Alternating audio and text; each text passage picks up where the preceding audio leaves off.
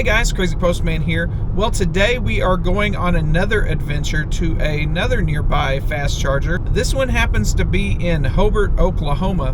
Now, it's a Power Electronics branded Francis Energy station, but I'm pretty sure it does go up to 1,000 volts. So we're gonna go check that out today. I should have no problem charging there. So since it is a 1,000 volt station, I should get near the rated maximum of the station. Now, as soon as I can, I'm going to input that station. I'm not entirely sure that that station is in the computer system here, because if I go to map and I search for unable while driving, well, that's great. Please say the POI name or address you want to find. Charging stations. 11 results found. Please say the line number. Francis Energy number 2. Sorry, I didn't understand. Sorry, I should have just said number 2. Number 2.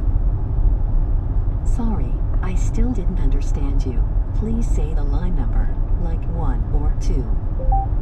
2. Would you like guidance to this location? Yes. Okay, that was harder than it should have been, but we're slamming on the brakes. That was very good, actually. So the car is in self-drive mode, or whatever it is, highway driving assist. It is lane keeping and doing the radar cruise control. But that guy turned in front of me and it resumed very quickly after he got out of my way. So that was very nice. But I do have this charging station in the system now. So we are 26 miles away and we have 84%. Now the battery preconditioning has not started yet. I will watch the battery preconditioning and I will let you know how far out I am before it starts trying to warm up the battery. I do have my OBD dongle, so when we get to the charging station, I can look to see what the temperatures and the voltages are before we try to start charging. So it looks like we got about 30 minutes before we get there. Of course, it'll be just a blink of an eye for y'all, but let me put some miles on this car and I will see y'all when we get there. We are at 20 minutes and we are at 19 miles. Still do not have the heater on. So obviously it wasn't the 20 mile mark or the 20 minute mark. So we'll just keep cruising around this windy mountain road and I will let y'all know when that battery heater kicks on. Oh my gosh, there's a rock truck. Please keep your rocks to yourself. Oh my gosh! 2 huge rocks. My heart. So we just passed the 15-minute mark. We're 13 miles away, 14 minutes to go, and we still do not have any preconditioning. Now keep in mind that it is 54 degrees outside, so it's not that cold. It might already be 70 degrees Fahrenheit. I should have plugged the car scanner in before I left. But yeah, we are 12 miles away, 13 minutes away. Still no battery preconditioning. Well, we are within 5 minutes and 5 miles of the charging station. Still out in the middle of nowhere, but most of Oklahoma is out in the middle of nowhere. But we have no battery conditioning still. So my guess is one of two things. Either this station is not in the battery conditioning list in the car's navigation, or the battery is already at temperature. And I can check that before I start charging. I'll check that on my OBD dongle. But it didn't want to show this station as the closest. Let's see. Go home. Go over here. Go to the EV menu. So the closest EV charging station is not this station. So I'm not sure why it's not in the system. but I mean, I found it through the points of interest, but it just does not want to show this station as a charging station. So anyway, I'm digressing a little. Oh, please don't hit me with a rock. Oh, man, I pucker up every time there's a semi about to pass me on a 2-lane road.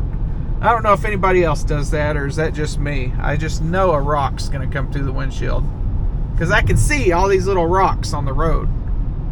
But anyway, we are 3 minutes away, not preconditioning. I will see y'all when I get there. I know I've said that a few times already. All right, guys, so we made it here. I got the car scanner app running on my phone. I'm gonna leave it on this EVSE screen because it looks like it shows quite a bit of charging information. If I don't get good information on this screen, I will change the screen back to the other one I find interesting, and that is this one over here with all the information on it. It's just kind of like overload. So you can see my battery is not ideal temperature. Minimum is 51, maximum is 55. So the car actually did need to precondition, and it did not, even though I used the navigation to navigate to a fast charger. So there is a shortcoming with the system. We saw yesterday's video, it did precondition, but today's it did not. Now, something Hyundai can do about that would be to put an option in the menu to manually toggle preconditioning. That would be a smart thing to do. The automatic works most of the time for people that don't know much about electric cars.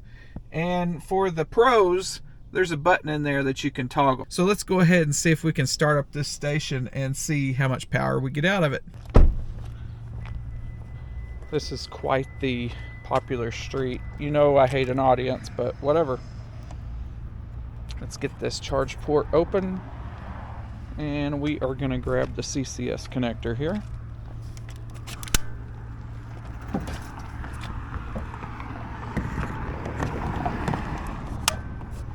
And it is in. So we are going to tap our card here on the station. We have to say we're using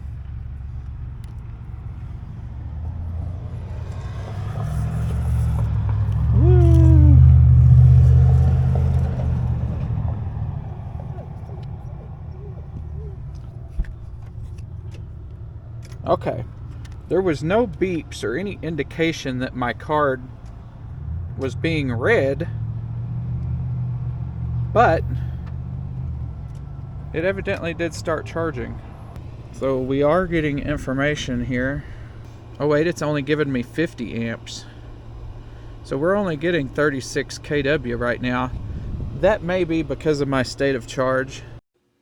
Editor Crazy Postman here. I had already completely forgot that the battery was cold. So I just saw I was getting low amperage and completely started to blame the station. So I realized this after a while, but just remember, my battery is cold right now. It was 50 something degrees Fahrenheit when I pulled up. And to get top charge, I need 70s. I'm gonna pull up to the other station just to see if I can get more than 50 amps. It won't let me stop it without touching my card. Okay, there we go.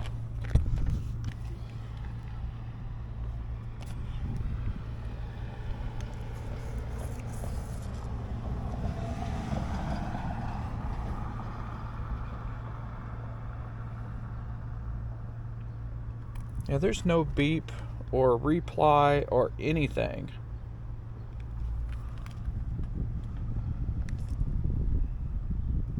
Did it read my card or not? So one thing I just noticed, this first one I tried has a green light and the other one doesn't. So maybe it needs to be rebooted or something. But there's no green over there. But there's nothing else indicating that it's not working correctly, just no green light. So let's go ahead and plug back into the first one. I guess 50 amps is all we're gonna get today. and it may be because of my state of charge too. So definitely not blaming the station yet. So let's go ahead and plug that in, and we are going to say tap our card.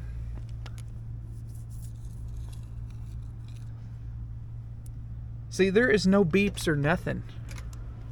It's just like tap your card and you don't know if it went through or not, but it does eventually start charging. 36.5 kW. That's a little bit depressing at 75%. I think more than likely, since the EVSE is limiting right at 50 amps, there may be a problem. It may be limited. I'm just not sure. It says 155 amps maximum at 1000 volts. So that should get me up to 120 kW. I'll have to come back out here and try it again when I have a lower state of charge. So we still seem to be maxing out at 41 kW. I'm not exactly sure why. It's only giving me about 50 amps still. Let's go ahead and check the actual car scanner here. Oh, it's up to 54 amps now for some reason. I know my battery was cold, but surely it's not throttling that much. So the battery actually is still cold a little bit. We are almost to 70 degrees on the warmest cell, but look at that, the charge power just jumped up to 90. So it really was the temperature of the battery. So because I didn't precondition on the way here, I don't know, it says I've been charging 11 minutes. I charged 11 minutes at around 40 kW or 50 amps. So that was a pretty big temperature penalty. Let's go over here to the other screen and see. I am getting 122 amps. What do you think of this, Duck? Do you like coming to the charger and charging the car? You like smelling everything and going pee on everything? Oh yeah, you like to go pee on everything, don't you? Well, anyway, so now that we know what the problem was, I think I'm on the proper curve now, because it just keeps going down the higher we get. It did jump up to about 94 kilowatts at the hell was that?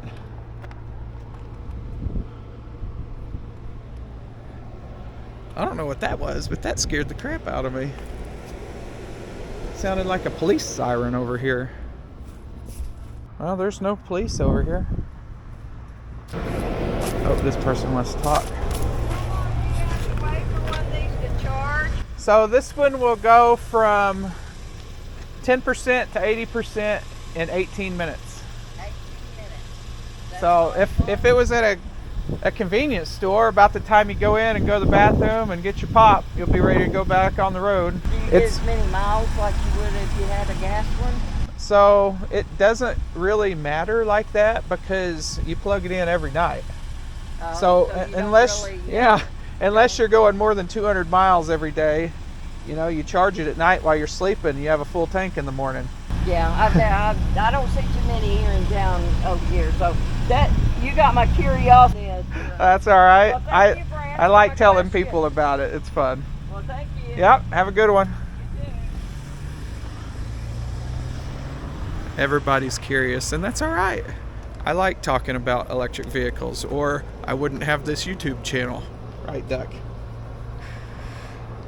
So we are following the natural charge curve down. It looks like we are down to 36.5 kW. So we zipped through the mid 80s once we heated the pack up over 70 degrees. I don't know what the pack is right now. Let's take a look. Flip over here a few pages. It is battery max 80, battery min 69. So we are getting as full power as we can get right now. I think I'm going to stay here and let it finish off 100%, because I got over 30 miles to drive home, and I think this station's free.